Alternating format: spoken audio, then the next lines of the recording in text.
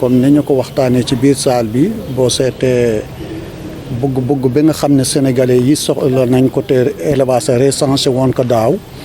ba ñu ko defee aussi ñu atteindre objectif li nga xam ne moom moo war a ñëw ci marché à bétail yi et aussi tamit ñu après tabaski bi ba ñu ko calculer et vendu yi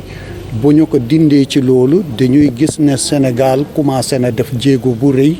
ci wàllu autosuffisance des moutons tabaski naam nag mun nañu wax ne jot amaguñu ci lañ ci bëgg waaye it am na ay avancées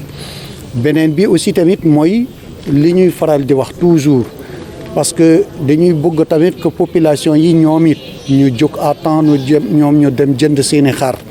parce que dañuy war di calculer aussi tamit chaque année dafay am ay invendus yoo xam ni dafay dal ci bopp éleveurs yi te loolu it day tax éleveurs yi nga xam ne commencé nañu leb nañu ci ay banque ñu dem jëndi ay xar yooyu bu desee ci seen loxo pour ñu fay banque yooyu dafay nekk problème kon loolu aussi tamit dañuy soññ sénégalais yi pour que ñoom ñu dem jënd seeni xar à temps. est-ce que état bi jël na matuwaay yoo xam ne tey jii yéen mën na leen yombalal ngeen def seen opération tabaski. waaw xam nga état moom mun naa wax ne ñetti point principal la ñu sekk ak état mooy état li muy war a def mooy jàppale ñu pour ñu faj jur gi. ñaareel bi aussi tamit jàppale ñu pour que ñu mun a accès ci aliment de bétail bi beneen bi aussi tamit jàppale ñu pour que sécurité mun a am te yooyu yëpp état def na ci lu mu mun kon li nga xamante ne aussi tamit yenn calcul yi nga xam ne aussi tamit nit da koy war di calculer toujours mooy que éleveurs yi ñoom aussi par rapport ak li leen doon dal ñoom it bu ñu toogee lu yàgg gisuñu ay jëndkat ñoom it bu boobaa dañuy am tiitaange ne mbaar xar yi du des ci sama loxo. ren état yokk na carburant bi de loolu mbaa ragaluñu mu am jeexital. waaw loolu boo calculer li ñu yokk ci carburant bi 60 francs par litre nga calculer ñaat litre ci oto bi war a lakk au 100 dangay xam ne loolu du ci doon dara mais problème bi mooy que ñi nga xam ne ñoom ñooy les chauffeurs c'est des gens yoo nga xamante ni dañoo organiser wu bu baax kenn mënu leen empêcher. aussi tamit ñu mun di doubler wala ñuy tripler transport bi te loolu aussi boo amee éleveur bi doo am mukk ci àddina nan la koy mën a def kon ñuy gën di jege julli bi aussi tamit transport bi di gën a seer loolu moo tax ñuy wax nit ñi aussi tamit ñoom it pour ñu mun a édifier opérateurs yi ak éleveurs yi ñoom it nañuy fekkee ñu jënd seen xar à temps. parce que même ngooñ jafe woon na ren wàññeeku na taw bi aussi nawet bi tàmbale na est-ce que loolu waruloon mën a yombale. non saaku ngooñ du wàññeeku ren parce que ren ji aliment bi ak saak bi yëpp dafa am noo xam ni boo ko nit ki amee noonu rek dafay seer kon li nga xam ne man moom lay soññe population yi nga xam ne ay consommateurs lañ nañu xam ne amul benn éleveur boo xam ne bii da ngay téye say jur pour fekkee mu seer parce que ñoom it lu ñu koy gën di téye dépense yi day gën a bari te aussi tamit bu boobaa it dañuy gën di toog benn place duñu mën a tàggu xar mi. xar yaa ngi commencé ñëw mais incha allah it ni mu doon mel yaakaar naa dina fa mel.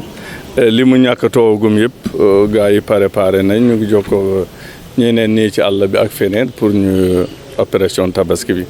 léegi forage sewe kay jafe-jafe bi mu am rek mooy lancé nañ ko léegi mooy affaire sécurité bi xam nga sama président wax na li mu wax yëpp noonu jarul ma ci jaaral mais sécurité bi daal mooy problème bi sécurité bi da ngay indi say xar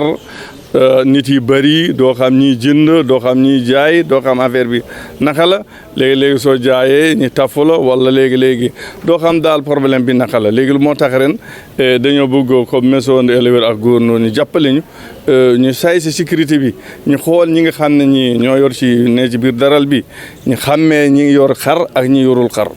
loolu bëgg nañu jàppale ñu. gendarmerie du teel a ñëw. gendarmerie mu ngi teel a ñëw mais du xàmmee gars yi soo leen wonul du ñu xàmmee parce que boo forage sewe xay dafa bëri dafa yaatu 1 kilomètre carré am na ko te fi mu ne ci àll bii la nekk munoo soo fekkul nit mu yor xar doo xam kii borom xar la wala du borom xar te day toll période boo xam ne ñëpp dañ ciy jaxasoo moo tax daal su ci sécurité bi jàppoon daal incha allah xam naa ne éleveurs yi pare nañ pour góorgóorlu pour ñu def ni ñu doon def ci tabaski bi sax. mairie yi leen seq ñu ngi ciy dugal seen loxo Ngoundiane ak Thiénaba. waaw mairie mu ngi jàpp li mu war a jàpp mu ngi aménagé mu ngi jàpp mu ngi indi ndox mi courant bi loolu yëpp mu ngi ci jàpp mais li ci suñu biir wala jafe-jafe moom éleveurs yi ñoo ko gën a xam parce que ñoo fay yënd ñoo fay fanaan. ñoo gën a xam jafe-jafe. waaw xam naa ne loolu it bëgg nañ ko suñu ko amoon daal mooy gin daal nga xam ne fii su yoon di def liggéeyam dina xàmmee ñi moom xar yi ak ñi moomul xar yi. fi ñu toll xar yi njëg yi fu mu toll. fi mu ne njëg yi xar yi takk ko cher parce que yi ñuy wax fokk ñaar yi ñu ngi jar ak 85 90 yeneen xar yu mag yi ñu ngi jar 110 te yooyu xar yu magal yu am ñett at ñeent at yooyu kay njëg boobu baax na. xaru pël yi xanaa ñëwagul. xaru pël yi yëpp ñaar ak juróom-ñett. non pël yi léegi yoratuñu xaru pël parce que dañoo yor ay Touba biir léegi Touba biir la ñu yor. ñu ngi organisé woon tey ji CRD bi fii ci gouvernance Thiès pour mën a waajal tabaski 2019 bi xayma aussi tabaski 2018 bi nga xam ni weesu na tabaski 2018 bi passé nañ ko ci jàmm xar yi doyoon nañ macha allah amoon na lu toll ci presque 190 417 te wax dëgg yàlla ku ci nekk amoon nga xar ak nu sa poos tolloon léegi nag wàccaayu tabaski 2019 bi dañ ko def ci ay poñ yi mi ngi tàmbali ci CRD kii ci atelier bi nga xam ne ministre de l'élevage defoon na ko fële ci Diamniadio depuis le 9 mai buñ paree ci loolu aussi ñu ngi doon soññ suñu mbokku maire yi pour ñu teel a aménager les points de vente pour ñi nga xam ne dañuy indi seen jur ñuy jógee ci biir dëkk bi ñuy jógee ci biir Sénégal pour ñu am fu ñu dalal jur yi point de vente yooyu aussi maire yi wax nañ leen ni leen ñu fexe éclairage bi ñu fexe na mu gënee yemb ndox mi nga xam ne moom la ñuy nàndale jur gi ñu fexe nu mu gënee gaaw a ñëw toilette mobile yi aussi wax nañ ci pour ñu fexe di ko mën a teel indi pour nit ñi mën a am fu nu kiiwee alors maintenant pour problème bi ëpp solo sax te nu wax ko ci CRD bi mooy problème de sécurité mooy vol de bétail bi ak les biens doon remarqué ni ci région de Thiès vraiment loolu dafi nekk problème boo xam ne ñu ngi koy joytu te xam nañ ni suñu force de l'ordre yi ñu ngi ci mais nañ leen gën a soññaat ñu gën a taxawu suñu mbokk éleveurs yi ba nga xam ne ku indi xaram di ko jaay bu ñëwee mu indi ko en toute sécurité jaay ka ci loolu sax waa Crédit Mutuel nee nañ ñoom dinañ def benn camion mobile boo xam ne dina permettre ku jaay ba ngoon boo amee looy versé nga versé ko foofu. lan mooy waral malgré matuwaay yi état jël xar suñu mbokk yi ñoom Ismaïla Sow duñu mës a wax ne xar dina yomb sa état bi jël na ay matuwaay. waaw xam nga ñun état dañuy poser les conditions mais xam nga jaaykat bi moom privé la moo xam lu mu jëndee moo xam ñaata la xonte alors loolu donc prix xar bi ñun mënuñu ci influence mënuñu ci xëy na peut-être Ismaïla dina ci dellusi mais imaginel ku jënd xar dafay bari ay lu ciy dugg nga indi ko dégg nga ma fay transport bi ak ni wax ne transport bi dafa cher gars yi wax na sax ni carburant bi yokku na mais day ñaan suñu mbokk éleveurs yi ñu bañ ko impacté ci prix bi boo indee xar bi aussi nga war ko xont nga war ko fay koo xam ne dala koy garder la dégg nga ma war boo paree nettoyer bërëb boobu yooyu yëpp c'est des intrants yoo xam ne boo ko gars yi boo ko boolee ci prix xar bi daanaka mën na tax xar bi cher mais ministère mi ngi def ay efforts yi moom mooy am na programme d'autosuffisance en mouton boo xam ne am na au ministère de l'élevage ñu ngi ciy veillé boobu ba léegi boo xoolee comme sa mbokk bi ni moo ko waxee léegi li nu soxla woon daaw ak li nu soxla ren xëy na am na tuuti différence loolu li koy waral mooy effort ñi ngi koy def maanaam éleveurs yi ñi ngi def effort ministère mi ngi def effort te it am na ci ministère campagne de vaccination boo xam ne day tingi juri sew yi pour ñu mën a am une protection sanitaire ba buñ juddoo ren ñu mën a dund ba déwén pour ñu mën leen tabaskee yooyu yëpp c'est un ensemble yoo xam ne defe naa buñ ci jàppale incha allah xar dina yomb. Je peux assurer les populations qu'Inch'Allah, il n'y aura pas de problème. Il y aura des moutons de tabaski dans le mars. Mais le seul que j'ai dit à la population sénégalaise qu'ils doivent faire des déplacements à temps pour acheter leurs moutons à temps. Parce que l'année dernière, il y avait beaucoup d'invendus. Donc là aussi, les producteurs et les opérateurs, ils sont prêtés leur attention à ce qui est arrivé à l'année dernière. Donc c'est des gens qui sont allés auprès des banques, prendre des prêts et voulaient acheter des moutons, le vendre et rembourser les prêts. Mais s'ils ne vendent pas leurs marchandises, ils ne pourront pas rembourser les dettes. Est-ce que les dispositions prises par l'État pourraient un peu influer sur le prix? Autrement dit, est-ce qu'on peut s'attendre à une baisse des prix? Bon, donc les gens disaient parfois qu'il y avait d'augmentation de gasoil, de carburant.